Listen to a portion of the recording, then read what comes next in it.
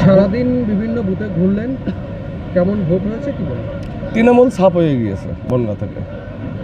আমি প্রথমেই বলেছিলাম আপনাদের মাধ্যমে যে আমার বিরুদ্ধে যিনি তৃণমূলের প্রার্থী তার রাজনৈতিক ক্যারিয়ার ইতিটা নিয়ে দেবে বনগাঁ লোক আমজনতা, সেটা হয়েছে পরিষ্কার। এতটা কনফিডেন্স কি করে? আমি প্রথম থেকেই বলছি আপনাদেরকে যে 50,000 ভোটে হারাবো ওনাকে।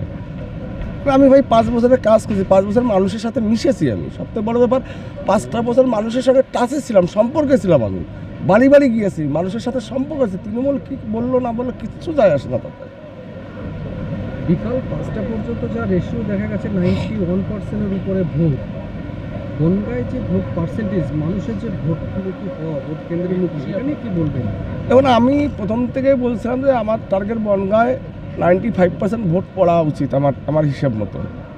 টোটাল যদি আপনি দেখেন পোস্টাল ব্যালট দিয়ে টোটাল ইনক্লুশনে দেখা যায় সেরকম একটা জায়গায় চলে যাবে আমার মনে হয়, দৃঢ় বিশ্বাস। এখনও ফাইনাল রিপোর্টটা পাওয়া যায়নি। ফাইনাল রিপোর্ট পেলে আপনাদেরকে পরিষ্কারভাবে জানিয়ে দেওয়া হবে কত পার্সেন্ট। এবং গণতন্ত্রে এটাই ভোট হওয়া, এরকমই হওয়া উচিত। যে পার্টি ক্ষমতায় আসুক, দেখুন কী সুন্দর ভোট হলো, এত বড় একটা নির্বাচন হলো পশ্চিমবঙ্গে। বিগত আমার মনে হয় 50 বছরে এরকম শান্তিপূর্ণ নির্বাচন হয়। আপনারা হিসাব করে